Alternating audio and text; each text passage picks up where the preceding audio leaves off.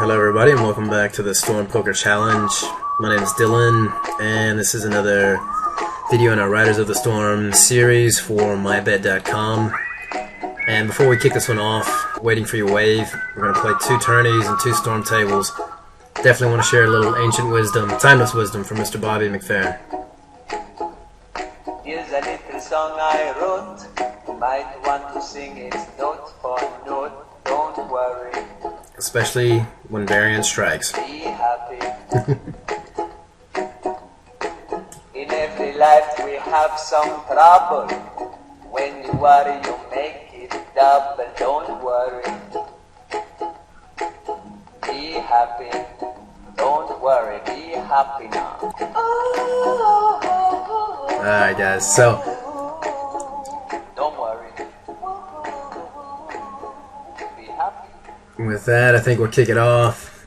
It's going to be a 2-table tournament session plus 2 storm tables, cash tables. And the reason we set it up like this is because what you can do is, you know, when you're playing tournaments, especially big or larger multi-table tournaments, then you're very often going to be waiting for your wave, so to say, right? Waiting for your hand, and you know, there's a lot of poker to be played in between those hands. If you are at mybet.com, for example, and you're on the storm tables, the big benefit, of course, again, of the storm tables is that you can play so many hands within such a relatively short period of time, simply given the format of storm poker here, what was formerly called speed poker, I believe. And so what I would advise most people, at least, when you guys are, you know, maybe starting your online poker career or just checking it out, you know, just on the weekend, just having fun, whatever, if you have made an initial deposit and you're looking to, you know, clear a bonus, this is a really good way to do it, right? So, you know, you play your sign-on bonus tournament, which we're going to play right now, and then you can play, you can play maybe one other tournament or just run three storm tables and, yeah, get the best of both worlds at the same time. You know, if you haven't seen the initial videos here, the initial 3, they're really crucial for understanding what you're about to see now. And of course, we've been playing strictly cash game tables, so the tournaments, tournament theory, you know, I cover in different videos, but we won't go into that in great detail here. It'll be more, real-time play, and I'll just make comments as always as we go.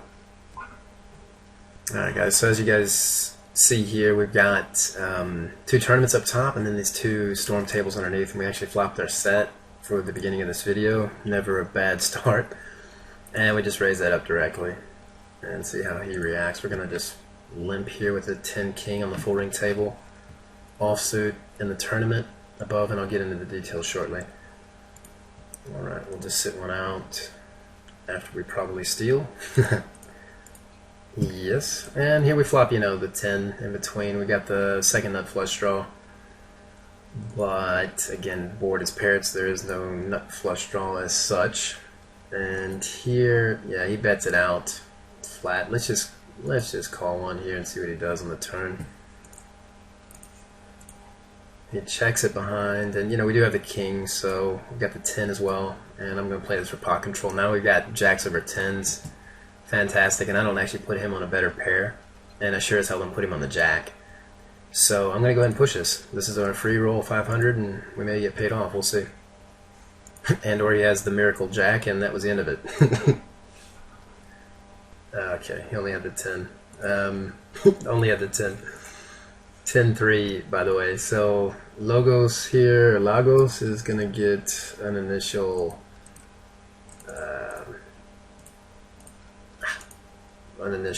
station tag,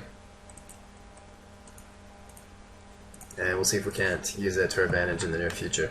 Alright, so again guys, we've got here the 5,000 freeze out, $10 buy-in, $1 rake, and I'll show you guys quickly here that tournament.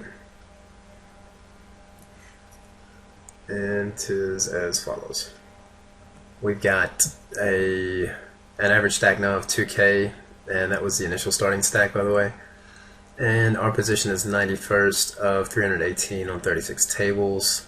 Total payout at this point, there's still late registration, is 45 places. for 30 bucks, basically 3 times your buy-in. It's pretty standard for your multi-table tournaments. Real money, as always, guys, is in the last 5 places on the final table. Alright, that's tournament number 1, and tournament number 2 is the one that we got for our initial deposit here at mybet.com. And that's this one right here, and we'll go ahead and bring up that lobby as well. Just fold that directly.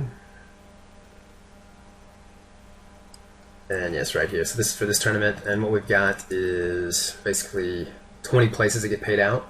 It's a free roll. And yeah, again, biggest money is always in the last 5 places, really actually the last 3. And yeah, that's what we're playing for. So lucky in the money number here is 20, and yeah, that will probably change here on this tournament as more players register as we move forward here in the late registration phase.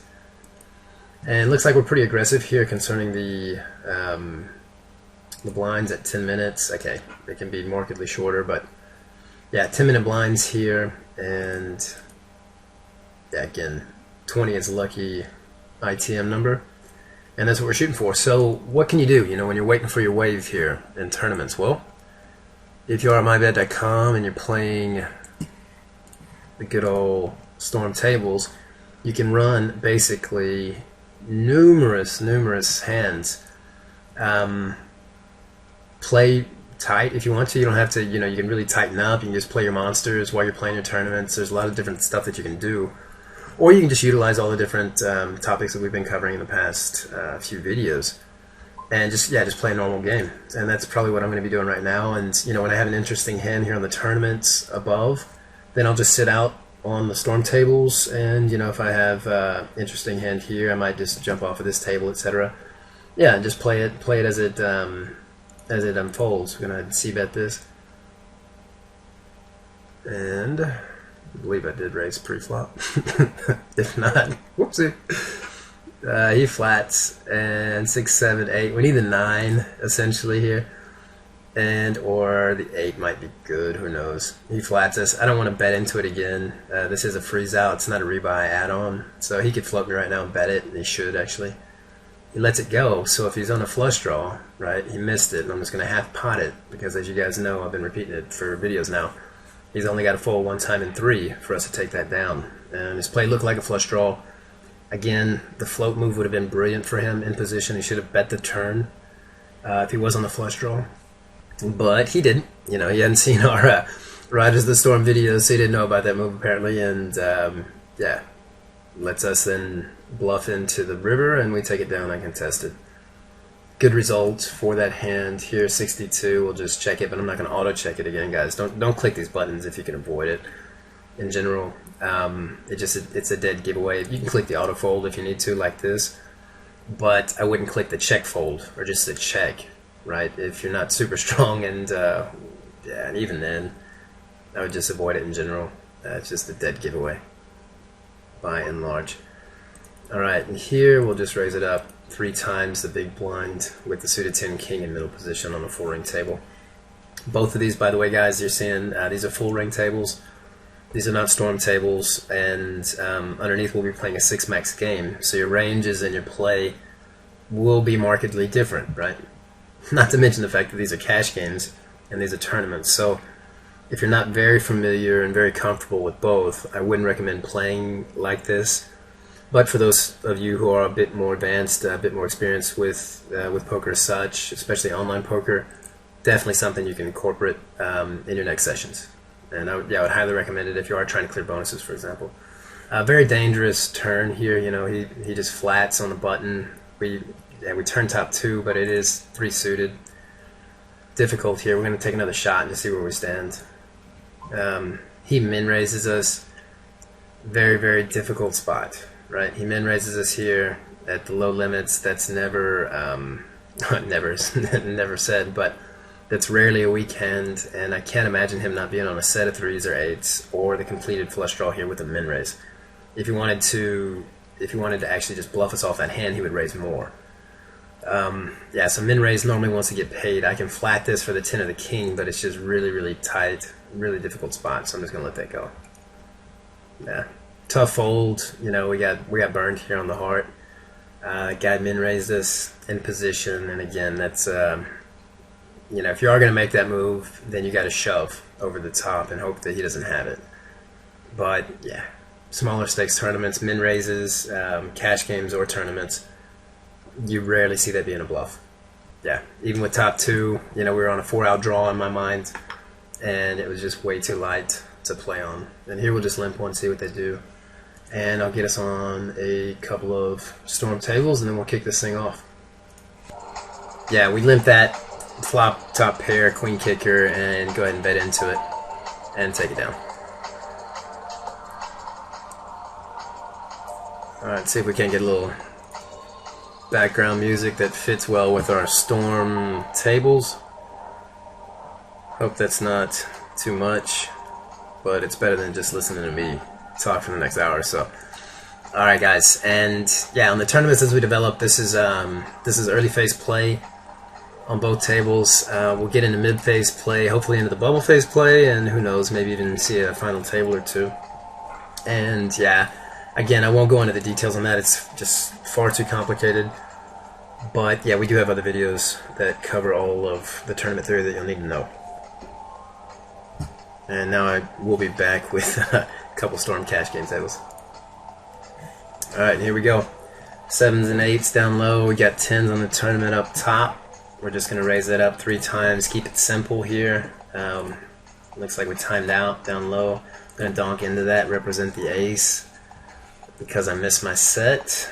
We get min raised again, guys. Min raised, no big deal. Take a shot, kind of bob and weave, check out. Not a problem at all. Alright, and what we've got here, as you guys well know, I've got an auto rebuy here on the bottom tables. And that means we're going to be capped back up to 100 big blinds whenever we drop below that. And this guy calls, and then we just 4-time it. 64, we're going to speed fold. We flop the overpair. If he checks, we bet. And we take it down. Good. JK. Queen 6, I'm just going to fold. Jack 6 here. Early position raiser under the gun, actually, in 2 flats is a big fold. Both in tournaments and in cash games. Alright, and yeah, we'll see what happens here with 8 queen. And I'm going to go and just raise that up. Again, guys, we're playing NL20, as you guys see here, so full 100 big blinds is the maximum you can buy in for, and that's $20. So we're running this low stakes challenge. Again, we get raised by a small stacker. I just want to flat this one time. I'm getting 3-to-1 odds, 4-to-1 odds, forgive me. And I will call it one time. We flop the jack. That's good enough for me, and actually I'm just going to push because of his effective stack size. And let's see what he thinks. Ace 2 calls us. Wow. So we know we have a good customer here. The only problem is the HUD stats are, off the chain, but that's the only way you can do that. You wouldn't want to make a normal bet there, given this guy's remaining stack size, right? You're not playing with your stack size. You're playing with the lowest common denominator, so to say. Here I'm going to flat with the ace 8 suited. Ace king is going to raise up pretty much everything. We're going to 3-bet pretty much everything. The only thing is it's a min raise under the gun. And, low stakes, you never really know. I would have limped. This guy raised, so I let that go. King 6 suited might be a steal raise. We'll have to see what happens. And this guy limps, so we're going to isolate the limper on the cash game. Alright, and just not getting around.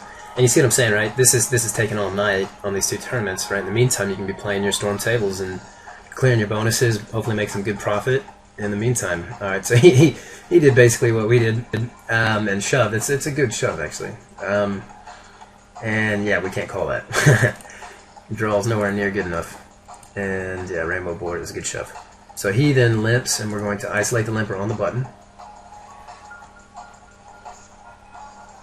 Ace king yet again, catches some decent hands. We had this guy completely killed.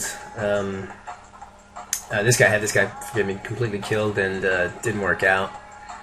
He limp min raises, and again, that's a big fold, as was the ace 2, and now we pop this.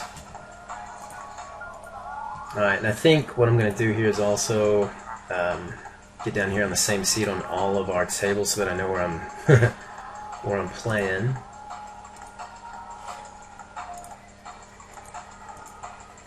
Alright, that's much better.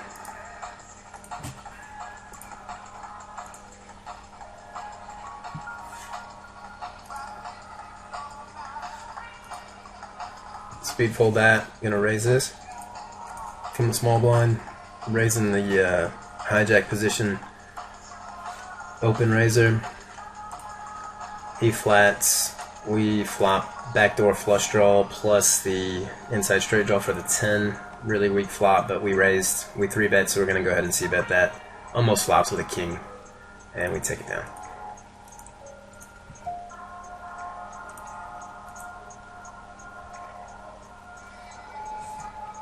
Alright, yeah, and I hope this music in the back is not distracting, but actually pleasant, and if not, we'll see if we can't edit it out. Alright, here I'm going to go ahead and squeeze this. Late razor, flat collar on the button. It's going to be wide here and a wide calling range here. He lets it go. We flop the funky flush draw with the 10, and we're going to definitely bet that out. It should scare him in most cases. We get flatted, pick up the inside straight draw.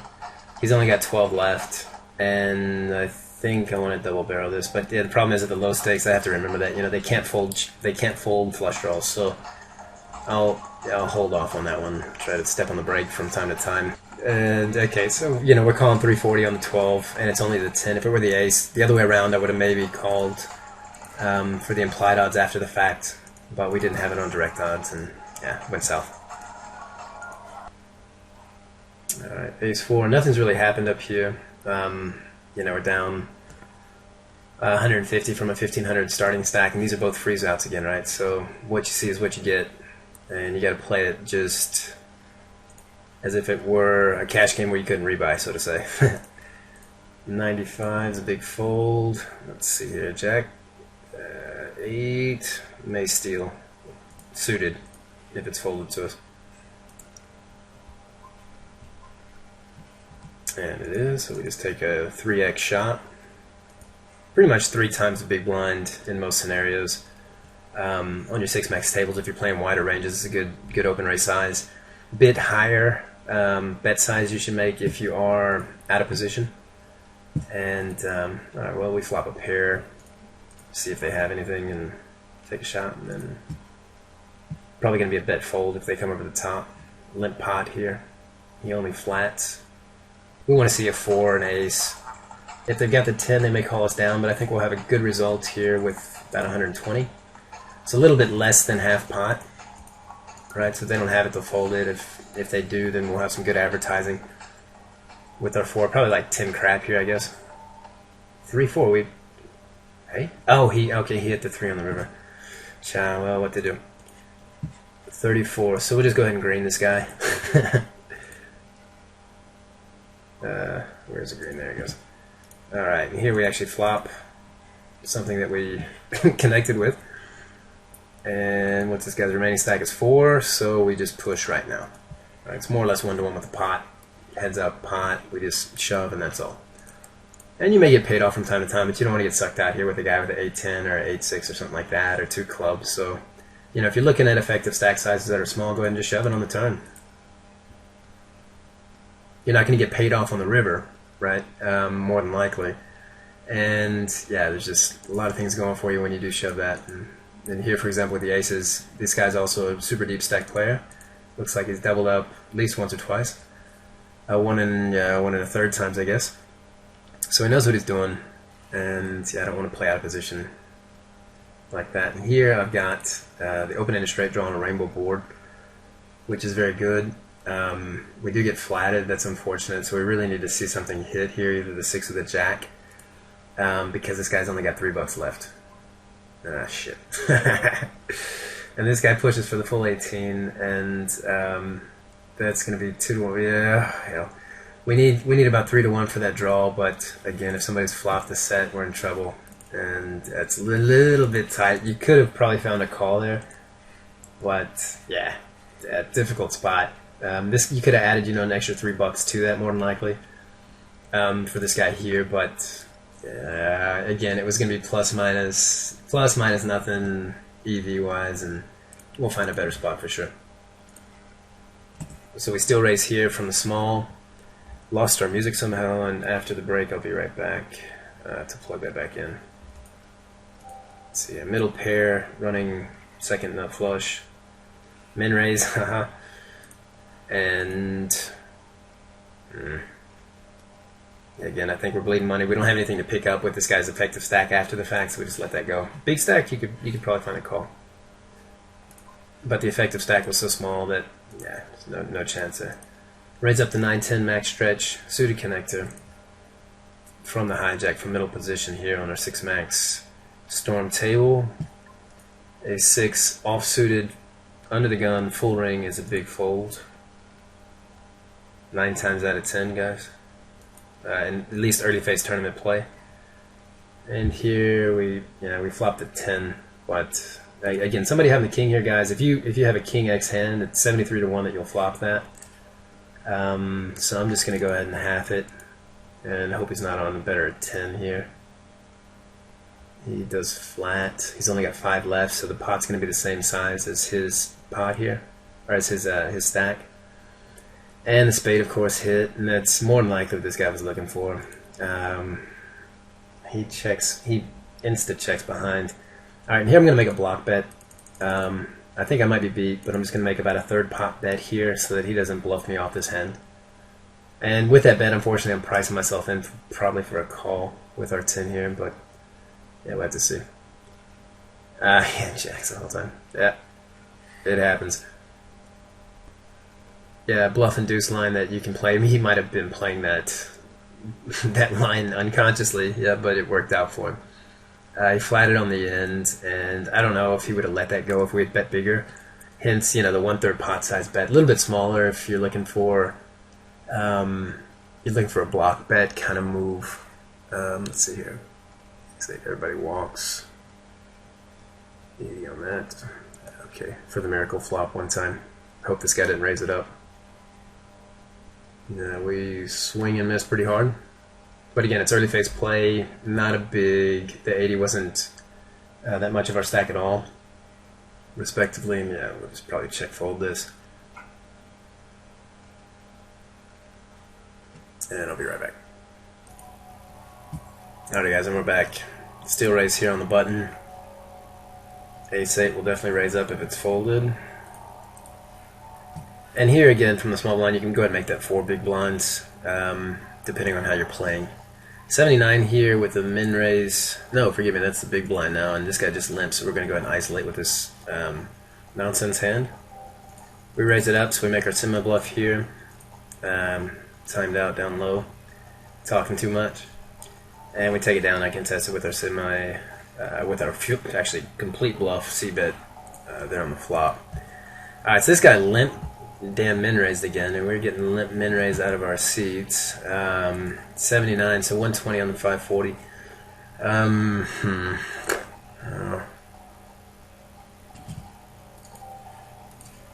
gonna let this go too. Limp min raise. I can't make up any difference when I actually do hit.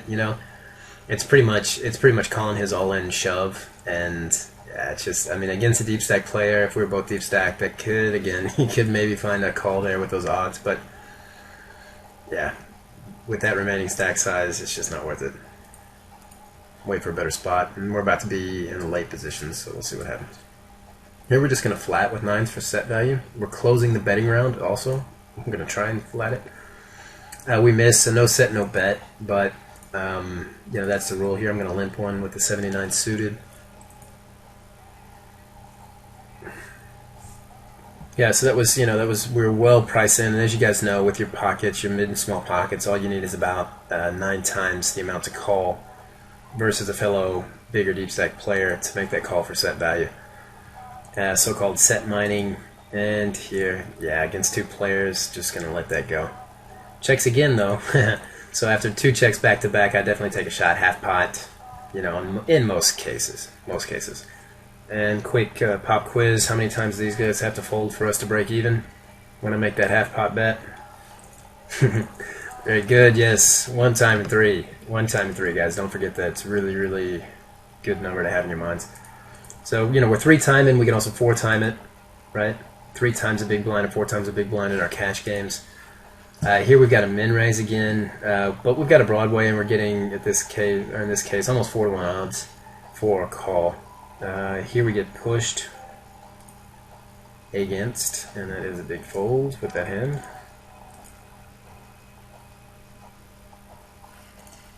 So again, when you have min raises, guys, pre-flop, if you only flop top pair, you got to be really careful. These guys could have overpair, stuff like that, but it is our, oh no, different. Logos was also a little bit wacky, if I remember correctly. But here again, we'll let that go this time. Not closing the betting round. And we'll shove against this guy and try and make a bet here. And he comes in with ace-king and of course hits. Disgusting. Yeah, big bummer. We got that in so good. And ended up losing. That's unfortunate. So now what you can do, of course, is I finished in 39th. Yeah, great, thank you. Shoved against this guy that called us without the odds to do so, especially on that 2-suited board. That's low stakes poker, guys, especially free rolls when you sign on. You know, be ready for that. Again, don't forget Bobby McFerrin. Don't worry, be happy. It's all good. When Varian strikes, it's going to hit you more than once, I assure you. And sometimes very hard. So what you got to be doing is playing within your means, as I've been preaching here for the past 4 videos.